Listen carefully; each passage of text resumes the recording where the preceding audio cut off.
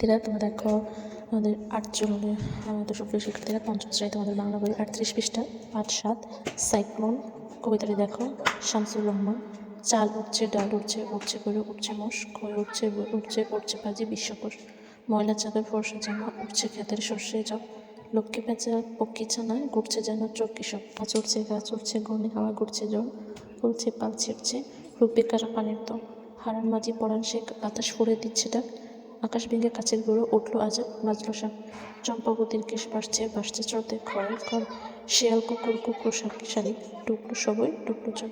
অর্থ জেনে নেই। কুকুরে অর্থ হচ্ছে মোরগ, কেশ অর্থ চুলা, খড়ের ঘর অর্থাৎ যে ঘরের চাল খড়ের তৈরি, ঘূর্ণি হাওয়া অর্থ প্রচণ্ড বেগে ঘুরতে থাকা বাতাস, চর অর্থ নদীর ভেতর থেকে জেগে ওঠা ভূমি, চরকি অর্থ বাতাসে খেলে এমন খেলো, পক্ষী ছানা পাখির বাচ্চা, পাজি পঞ্জিকা দিন অথবা তারিখ ইত্যাদির হিসাবের বই, পানির দৌড় পানির প্রবল বেগ, ফর্সা তো সাদা, বিশ্বকোষ অর্থ জ্ঞানের তথ্য যে বইয়ের অভিধানের মতো সাজানো থাকে, জব অর্থ গম জাতীয় শস্য, শাক অর্থ শঙ্খ, সর্ষে অর্থ সরিষা। শ্রেণী 1 শব্দ দিয়ে বাক্য তৈরি করো। বিশ্বকোষ কোণে হাওয়া এগুলো আছে। 2 নম্বর হচ্ছে যত পারি মিল শব্দ তৈরি করি। 3 নম্বর আমাদের প্রশ্ন উত্তর আছে, এগুলো সমাধান করে শব্দ দিয়ে বাক্য তৈরি করি। কেন হচ্ছে শব্দ দিয়ে বাক্য তৈরি করি? বিশ্বকোষ দিয়ে বাক্য হচ্ছে আমরা বিশ্বকোষ থেকে পৃথিবীর নানান অজানা তথ্য জানতে পারি। ঘূর্ণি হাওয়া, হঠাৎ এক পশলা ঘূর্ণি হাওয়া এসে উঠানের শব্দগুলো উড়িয়ে নিয়ে গেল। আকাশ ভেঙে, এত বড় দুঃসংবাদ শুনে যেন লোকটির মাথায় আকাশ ভেঙে পড়ল। ধোয়া জামা, প্রতিদিন বাইরে বের হওয়ার আগে সে ধোয়া জামা পরে নেয়। খড়ের ঘর, গ্রামের অধিকাংশ গরিব মানুষের বসবাস খড়ের ঘরে। আচ্ছা, যত পারি মিল শব্দ তৈরি করে। চাল, চাল এর মিল শব্দ হচ্ছে ডাল, তাল, খাল, মাল, পাল, গাল, কাল, শাল। খই, বই, কই, রই, সই, দই, লই, দই। গরু দিয়ে সরু, মরু, তরু, সরু। মোষ, গোষ, দোষ, কোষ, তোষ, রোষ, ঘোষ। জোর, ভোর, টোর, চোর, গোর, তোর, মোর, ওর। ছানা দিয়ে মানা, জানা, কানা, টানা, নানা, পানা। নাম্বার, কবিতায় কোন প্রাকৃতিক দুর্যোগের কথা বলা হয়েছে? কবিতায় সাইক্লোন বা ঘূর্ণিঝড় নামক প্রাকৃতিক দুর্যোগের কথা বলা হয়েছে। খ, ঝড়ে কি কি উঠছে তার তালিকা তৈরি করো।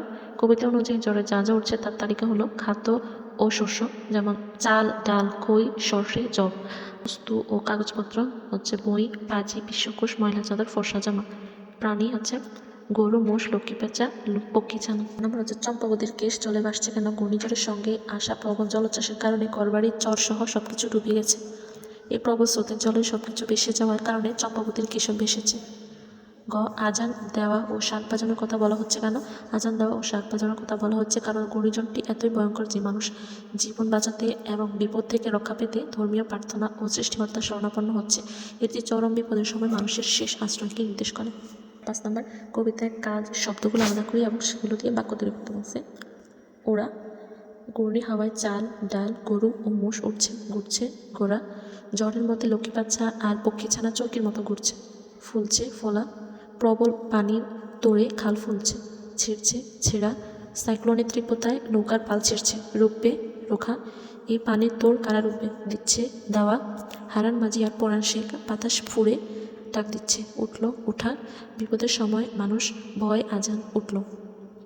বাজলো বাজা, বিপদ দেখে মন্দিরে সাপ বাজলো।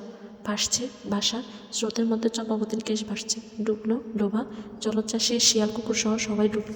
6 নম্বর, নিজের দেখা বা শোনা একটি দুর্যোগের বিষয়ে অনুচ্ছেদ লিখতে বলা হয়েছে যে একটি ঘূর্ণিঝড়ের অভিজ্ঞতা।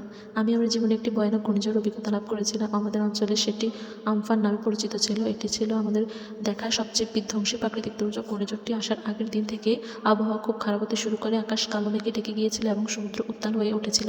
প্রশাসনের পক্ষ থেকে বারবার সতর্কবার্তা দেওয়া হচ্ছিল। যখন ঘূর্ণিঝড়টি আঘাত হানলো তখন তার সঙ্গে প্রচণ্ড বেগে বাতাস বইতে শুরু করলো। বাতাসের শব্দে মনে হচ্ছিল যেন সবকিছু ভেঙে পড়ছে। বহু কাঁচা বাড়ি, টিনের চাল এবং বড় বড় গাছপালা গোড়া থেকে উপরে পড়ে গিয়েছিল। বিদ্যুৎ সংযোগ সম্পূর্ণ বিচ্ছিন্ন হয়ে গিয়েছিল। আশেপাশে ধান খেত এবং ফসলের ব্যাপক ক্ষতি হয়েছিল। ঘূর্ণিঝড়ের সময় ভারী বৃষ্টিপাত এবং কিছু কিছু এলাকা জলোচ্ছ্বাসও